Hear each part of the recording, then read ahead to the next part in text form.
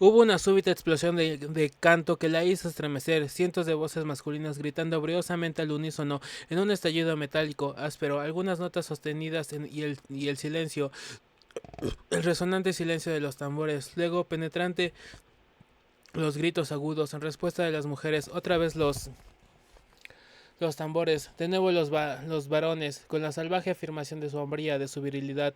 Estos le gustaron a Lenina. Cerrando los ojos, se entregó a su grave y reiterada redoblar y dejó que se invadiera cada vez más por completo su ser, hasta que ya no quedó en el mundo para ella, sino aquella profunda pulsación sonora. Le recordaba tranquilizadoramente los sones sintéticos de los oficios de solidaridad en las fiestas del día de Ford. Orgía porfia, murmuró. Aquellos tambores redoblaban con igual ritmo. Sí, muy raro, raro en el lugar. También era la música y los trajes, las paperas, las enfermedades de la piel, los viejos, pero en cuanto al propio espectáculo no resultaba especialmente raro. Me recuerdan un canto de comunidad de casta inferior, le dijo Lenina a Bernard, pero poco después le recordó mucho menos aquella inocente ceremonia, porque de repente había surgido en racimos de las redondas cámaras subterráneas una espantable colección de monstruos horriblemente enmascarados o pintarrajeados hasta perder cualquier apariencia humana. Comenzaron a bailar alrededor de la plaza una extraña danza, golpeando el suelo con los pies, daban vueltas y más vueltas alrededor de la plaza, cantando sin dejar de andar, vueltas y más vueltas, cada vez más aprisa, y los tambores habían cambiado y acelerado su ritmo, tanto semejaban el latido de la fiebre en las orejas, y la multitud había empezado a cantar como los danzantes, cada vez más fuerte. Primero una mujer dio a un alarido, después otra y otra, como si las estuviesen matando, y entonces súbitamente el director de la danza se separó de la hilera y corrió hacia una gran caja de madera que estaba en un extremo de la plaza. Levantó la tapa y sacó un par de serpientes negras. Un aullido brotó de la multitud y los demás danzantes corrieron hacia él con las manos extendidas. Arrojó las serpientes a los primeros que llegaron y volvió a buscar más en la caja, más y más serpientes negras y pardas y moteadas y que iban arrojándolas a los danzantes. Después la danza se reanudó con otro ritmo, vueltas y más vueltas, con sus serpentinamente, con un suave movimiento ondulante de rodillas y caderas, vueltas y más vueltas. Después el jefe dio una señal y una tras otra de las otras las serpientes fueron lanzadas a tierra en medio de la plaza. Salió un viejo del subterráneo y las espolvoreó de harina de maíz. Después apareció una mujer por otra de las escotillas y la roció con agua de una jarra negra. Después el viejo levantó su mano y se hizo un silencio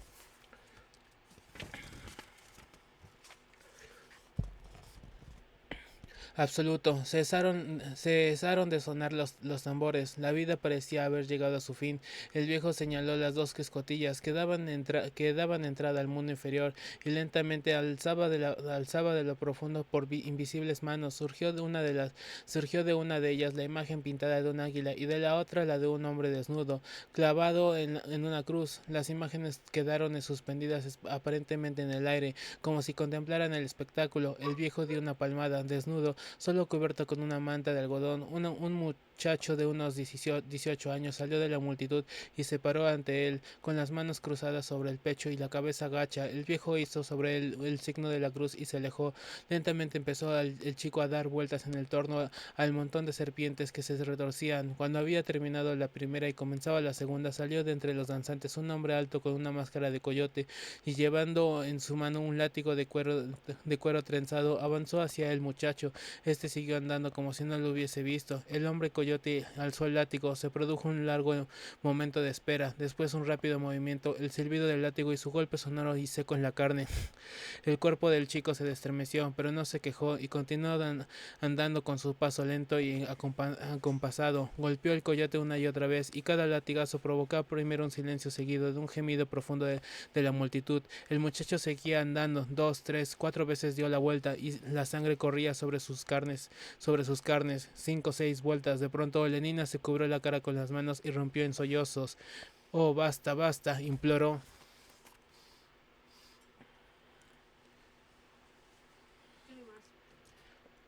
Un mundo feliz.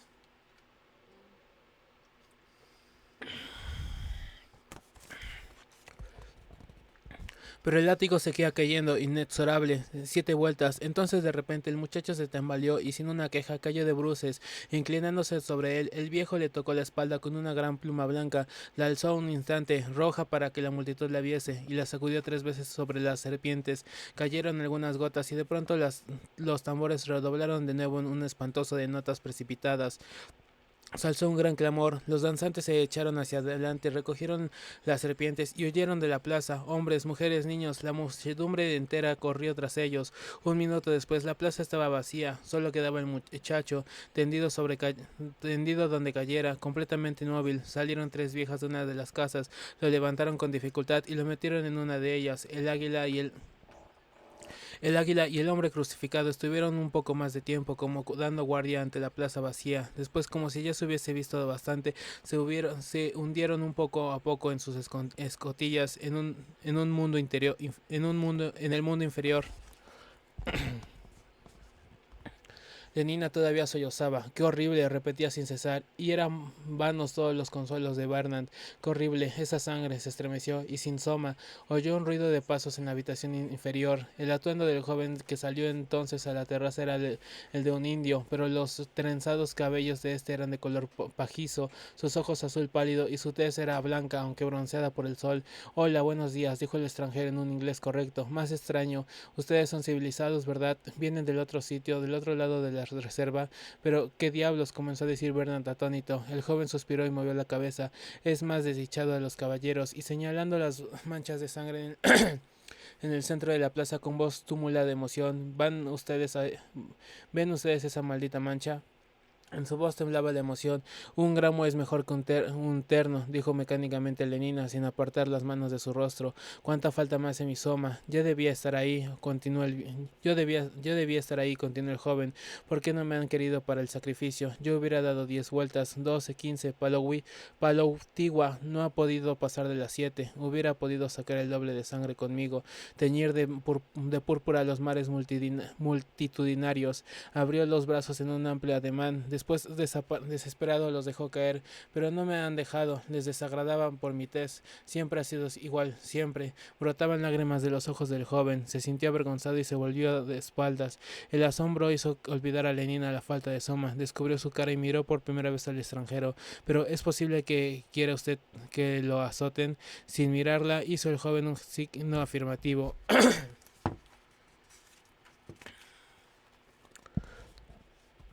Por el bien del pueblo, para que lleve y crezca el maíz, y para complacer a Pukong y a Jesús, y para demostrar además que soy capaz de sufrir el dolor sin quejarme. Y su voz tomó una nueva resonancia, sus hombros se irguieron y levantaron el mentón en una actitud de orgullo y de reto. Sí, para demostrarles que soy hombre. Oh, se interrumpió y permaneció en silencio, la boca abierta. Veía por primera vez en su vida el rostro de una muchacha cuyas mejillas no eran del color del chocolate o de piel de los perros, cuyos cabellos eran castaños y ondulados y cuya expresión pasmosa novedad mostraba benévolo interés. Lenina le sonrió. Qué chico más guapo, pensaba. Tiene un cuerpo realmente hermoso. La sangre le fluía al rostro del joven. Alzó los ojos un momento y al ver que le seguía sonriendo se sintió tan trastornado que tuvo que volverse y hacer como que miraba con atención algo situado al otro lado de la plaza. Las preguntas de Bernard lo sacaron de apuros. ¿Quién? ¿Cómo? ¿Cuándo? ¿De dónde? Con la mirada fija en la cara de Bernard, aunque deseaba espasionadamente ver la sonrisa de Lenina, el joven intentó explicarse. Linda y él. Linda era su madre. La palabra violenta a Lenina. Eran forasteros en la reserva. Linda había llegado desde el otro lado mucho tiempo atrás, antes de que él naciera, con un hombre que era su padre. Linda había ido a dar un paseo sola por las montañas del norte y al caer por el barranco se había herido en la cabeza. Siga, por favor, siga, dijo Bernard lleno de excitación. Algunos cazadores de mal país la encontraron y la llevaron al pueblo. En cuanto al hombre que era su padre, Linda lo había vuelto a ver más Su nombre era Tomakin, sí, Thomas, el nombre de pila del Dick. Debía de haberse marchado a otro lugar sin ella. Debía ser un hombre malo, infiel, depravado. Y así nací en Malpais, concluyó, en Malpais. ¿Qué inmundicia en aquella escucha en las afueras del pueblo? Un espacio lleno de polvo y de basura la separaba de la aldea. Dos perros famélicos hurgaban de un modo repugnante las inmundicias junto a la puerta. Olía mal cuando entraron en la penumbra zumbada el vuelco de las moscas. Linda, llamó el joven. En la habitación interior contestó una voz ronca de mujer. Ya voy. Esperaron. Esparcidos por el suelo en cacharros había restos de comidas, de venas comidas quizá. Se abrió la puerta. Una maciza y corpulenta india rubia atravesó el umbral y se detuvo mirando a los forasteros boquiabierta. Lenina observó con disgusto que le faltaban los dientes y el color de los que le quedaban la estremeció. Era aún peor que el viejo, y tan gorda, y todos los rasgos de su cara fofos, con bolsas y arrugas, y las mejillas ajadas y cubiertas de manchas rojizas, y las rojas venas de su nariz, y los ojos enramados, y su cuello, qué cuello. El trapo le cubría la cabeza hecho jirones y pringoso, y bajo la túnica parda, aquellos enormes senos, el abultado vientre, las caderas, mucho peor que el viejo, muchísimo peor, y de repente aquella criatura rompió a hablar, corrió hacia Lenina con los brazos abiertos, y Ford, todo aquello era asqueroso. En otro momento se hubiera mareado, la estrechó contra aquel vientre, contra su pecho, y empezó a besarla, a besarla, babeándola. Hedía terriblemente, desde luego que nunca se había bañado, y apestaba aquel líquido que se ponía en los frascos de los deltas y epsilons. No, no era cierto lo que se contaba de Bernard. Olía sin duda alguna a alcohol. Se zafó en cuanto pudo. Eh, el hinchado y distorsionado rostro de aquella criatura estaba lleno de lágrimas. Oh, querida, corrió entre los sollozos el torrente de palabras. Si supieras cuán contenta estoy, después de tantos años, ver caras civilizadas, sí, y trajes civilizados. Pensé que no volvería a ver ya más un trozo de auténtica seda al acetato. Tocó con sus dedos la manga de la blusa de Lenina. Sus uñas eran negras y estos preciosos pantalones de pana de viscosa. Todavía guardo en un cofre los vestidos con que vine aquí. Ya te los enseñaré después, aunque naturalmente el acetato está hecho jirones y mi cartuchera blanca es tan bonita, pero la verdad la suya de tafilete verde lo es más aún, pero lo que me sirvió, sus lágrimas corrieron de nuevo. Supongo que John les habrá contado lo que he sufrido, y sin un gramo de soma, solo un trago de mezcal que Pope de vez en cuando me traía. Pope es un amigo, pero hace años pero hace daño, y el peyote produce mareos, y además al día siguiente todavía me sentía avergonzada. Imagínatelo, yo, una beta, tener un niño, ponte en mi lugar, solo de pensarlo. Lenina se estremeció, y no fue culpa mía, lo juro. No sé cómo pudo ocurrir, pues hice siempre todos los ejercicios maltusianos, que ya saben ustedes, por tiempos 1, 2, 3, 4, lo juro, pero sucedió, y aquí no había ningún centro abortivo. Entre paréntesis, ¿sigue aún en Chelsea el que había? Preguntó. Lenina hizo con la cabeza un signo afirmativo. Continuó iluminándose con reflectores los martes y los viernes.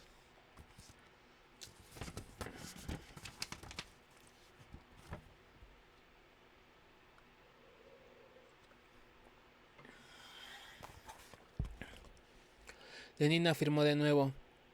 Qué encantadora torre de cristal rosa. La pobre Linda alzó su cara con los ojos cerrados y contempló estática la radiante imagen de su recuerdo. Y el río por la noche, murmuró.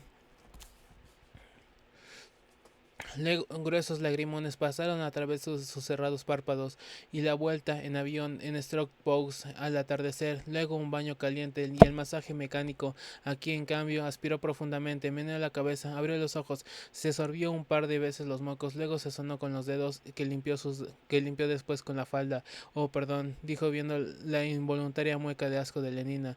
Hice mal en hacerlo, perdón, pero ¿cómo arreglársela si no hay pañuelos? Lo que sufría al principio con esta suciedad, con esta falta de asepsia. Tenía una herida horrible en la cabeza cuando me trajeron aquí. No puedes imaginarte lo que me pusieron en ella. Porquerías, puras porquerías. Civilización es la estable. Es la esterilización, solía decirles, y venga estreptococos y bamburité, a ver cuántos de baño, a ver, a ver mi cuartos de baño y retretes relucientes, como si fueran niños, pero naturalmente no me entendían, cómo iban a entenderme, y al final me acostumbré, creo. Además, cómo se puede estar limpio sin instalaciones de agua caliente. Mira esta ropa, la lana no es como el acetato, dura una eternidad y si se rasgan uno debe remendarla, pero no, yo soy una beta, trabajaba en la sala de fecundación, nadie me enseñó nada de esto, no era asunto mío, además no estaba bien arreglar la ropa. Más remedios, menos dinero, ¿no es así? Remendar es antisocial, pero todo es diferente aquí, es como vivir entre locos, esta vida es una auténtica locura. Miro alrededor, vio que John y Vernon las habían dejado solas y paseaban entre el polvo y las inmundicias. Aún así, bajó la voz y acercó tanto los labios a la oreja de Lenina que el hálito de veneno embrional movió los vellos de las mejillas de la joven. Después murmuró roncamente, por ejemplo, las formas de emparejarse de esta gente, una auténtica locura, todo el mundo pertenece a todo el mundo, ¿no es así? ¿No es así? Insistió, tirando la manga Lenina. Está apartado de la cabeza, afirmó con la cabeza, saltó al aire que había retenido y aspiró otro relativamente puro. Pues bien, continuó Linda, aquí se supone que una sola se puede pertenecer a otra persona, y si aceptas tratos con otros hombres te consideran viciosa y antisocial, te odian y te desprecian. Una vez vino un grupo de mujeres y armaron un gran escándalo porque sus hombres venían a verme. Bueno, ¿y por qué no? Me dieron una gran paliza. No, fue horrible, no puedo contártelo. Linda se tapó la cara con las manos y se estremeció. Son odiosas las mujeres, locas y crueles, y como imaginarías, no saben nada de los ejercicios multusianos, ni de frascos, ni de decantación. Es por eso que constantemente tienen hijos como perras, es asqueroso, y pensar que yo, oh Ford, sin embargo, John ha sido John ha sido un gran consuelo para mí. No sé qué hubiera hecho sin él, aunque se pone fuera de sí cada vez que un hombre, incluso cuando era un niño, una vez, ya entonces algo mayor, quiso matar al pobre Waitgusiwa, o era Pope, solo porque en ocasiones venían a verme. Nunca logré hacerle comprender que eso debían hacer las personas civilizadas. La locura es contagiosa, y John parece haberse contagiado de los indios, porque siempre he estado entre ellos, aunque siempre lo han tratado mal y no le han dejado hacer lo que hacían los demás muchachos, y en cierto modo ha estado bien, porque me ha permitido condicionarlo un poco. No tienes idea de lo difícil que es, hay tantas cosas que una no sabe, no tenía por qué saberlas, claro. Quiero decir que cuando un chico pregunta cómo funciona un helicóptero o quién hizo el mundo, bueno, ¿qué puedes responder si eres una beta y has trabajado siempre en la sala de fecundación? ¿Qué puedes contestar?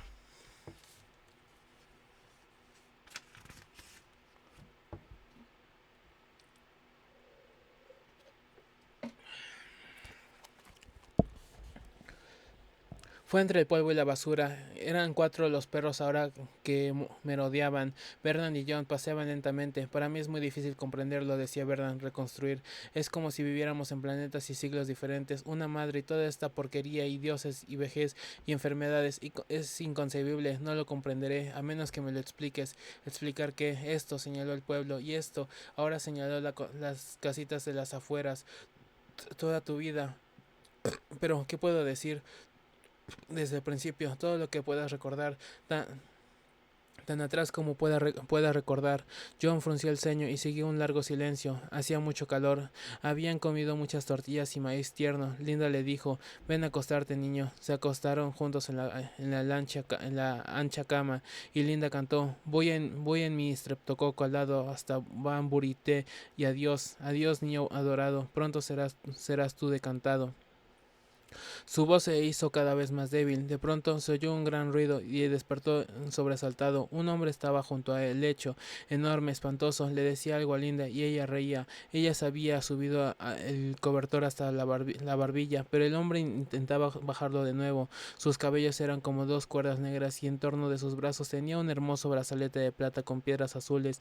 Le gustaba el brazalete, pero a pesar de todo tenía miedo. Escondía la cara en el cuerpo de Linda. Ella se puso encima una mano y él se sintió más seguro. Las otras palabras no las comprendió tampoco. Delante de John, no. El hombre miró a John, miró de nuevo a Linda y le dijo algo en voz baja. Y Linda dijo, no. El hombre se inclinó entonces sobre el lecho y su rostro era enorme y terrible. Las negras cuerdas de su cabello tocaban el cobertor.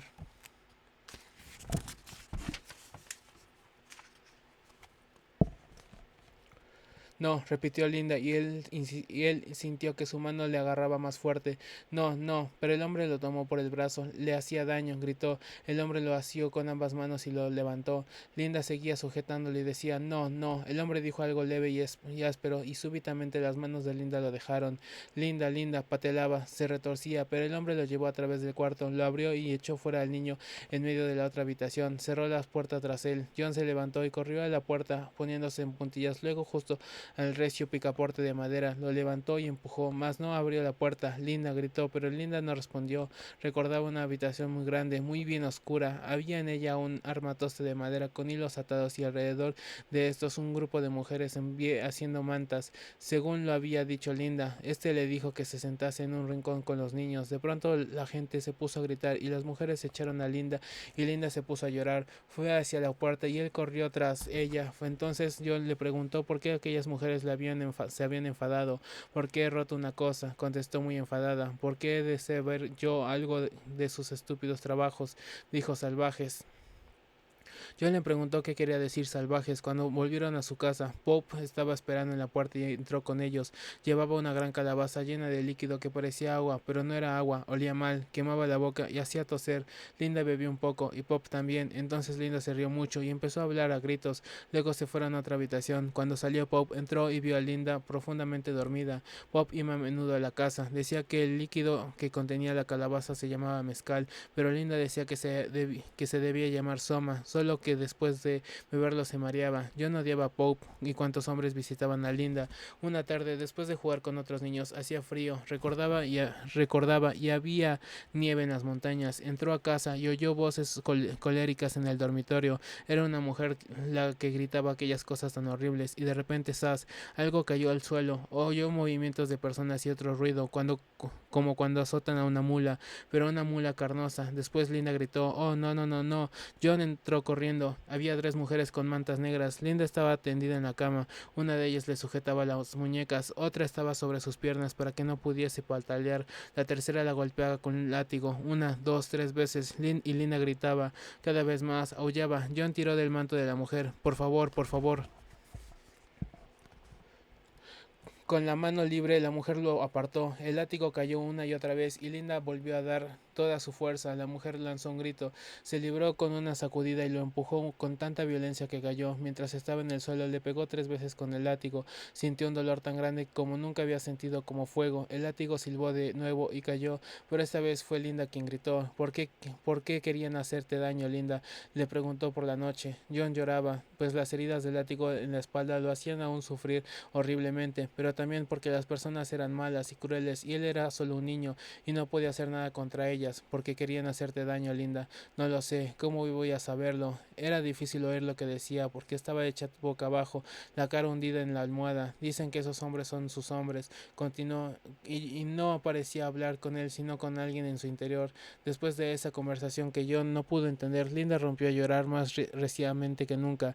Oh, no, no llores, Linda, no llores, dijo John abrazándola. Le echó el brazo al cuello. Linda lanzó un grito, ten cuidado, ahí mi hombro, y lo empujó de tal manera que su cabeza chocó contra el muro. Imbécil, gritó, y de repente se puso a darle bofetadas. Sas, sas, sas. Linda, gritó él. Oh, madre, no, no, yo no soy tu madre, no quiero ser tu madre. Ay, Linda, ay. Y siguieron más bofetadas. Me he vuelto como una salvaje, gritó. Tengo hijos como un animal. De no haber sido por ti hubiera podido presentarme al inspector, hubiera podido marcharme de aquí, pero no con un hijo. Qué vergüenza. John vio que le iban a pegar otra vez y levantó el brazo para protegerse la cara. No, Linda, no, por favor, pequeña bestia. Le hizo a un lado el brazo, descubriéndole el rostro. No, Linda, no. Cerró los ojos esperando el golpe.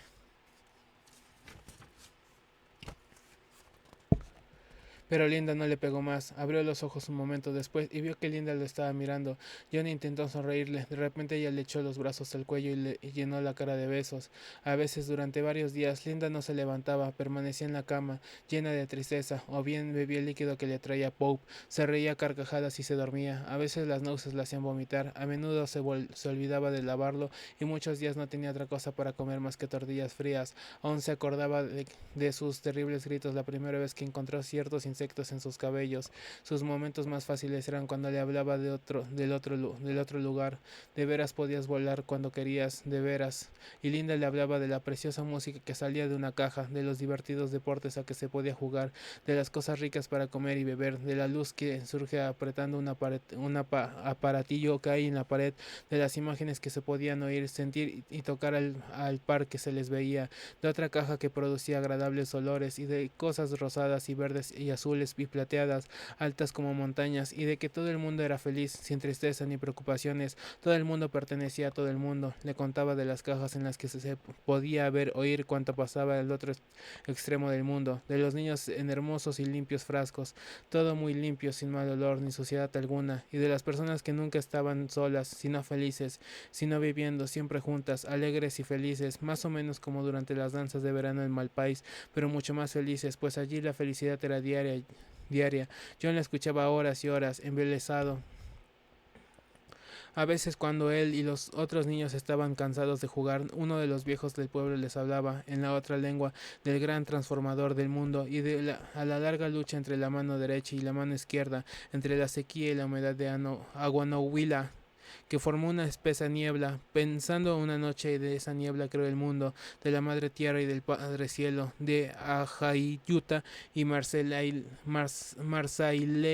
los gemelos de la guerra y el azar, de Jesús y de Pukong, de María de Etsantenei, la mujer que se torna joven, de la piedra negra en Laguna y de la gran águila y de nuestro Señor de Akama, extrañas historias y más maravillosas aún porque se las contaba en otro idioma, que no comprendía del todo. Tendido en su cama pensaba en el cielo y en Londres y en Nuestra Señora de Acoma y en las filas de bebés en finos y limpios frascos, en Jesús volando y en Linda volando y en el gran director de los centros mundiales de incubación en Aguanahuilona.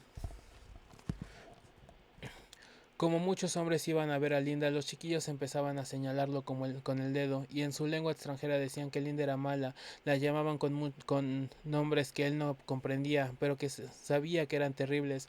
Un día cantaron una canción sobre Linda, repitiéndola muchas veces. John les tiró piedras, ellos le contestaron, una piedra puntiaguda le rasgó la mejilla, la sangre no cesaba de correr, se llenó de sangre. Linda le enseñó a leer, con un carbón dibujaba imágenes en el muro, un animal echado, un niño en un frasco, y después escribía: el gato duerme, el nene está en el frasco.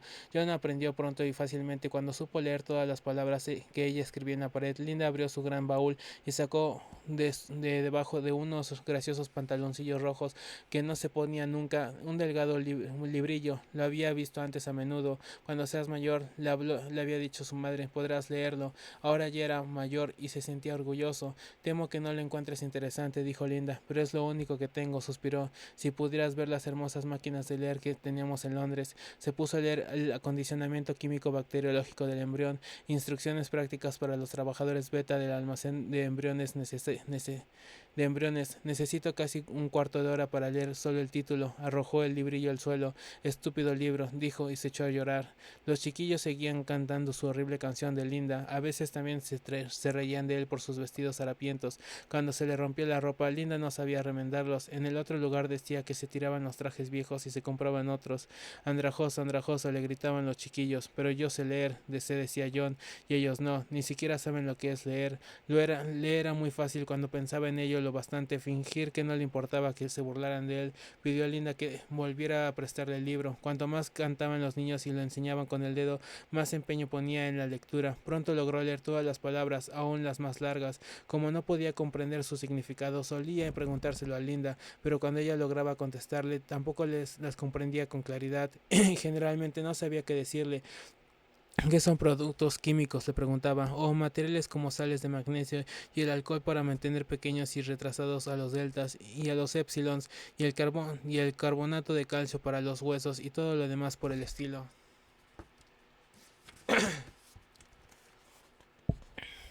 Pero ¿cómo se hacen los productos químicos, Linda? ¿De dónde salen? No lo sé, se les saca de frascos y cuando los frascos están vacíos se mandan a buscar otros al almacén químico. Supongo que será allí donde los fabrican o los mandarán a buscar a la fábrica, no lo sé. Nunca trabajé en eso, mi tarea era ocuparme de los embriones.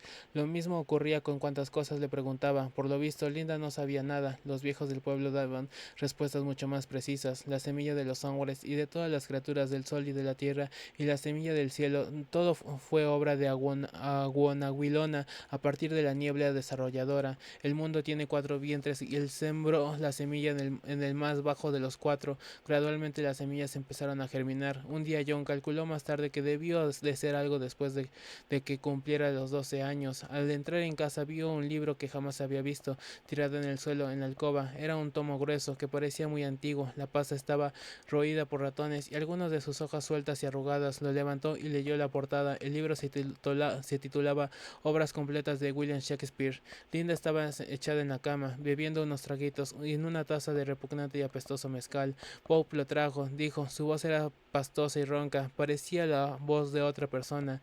Estaba en una de las arcas de Kiva de los antílopes.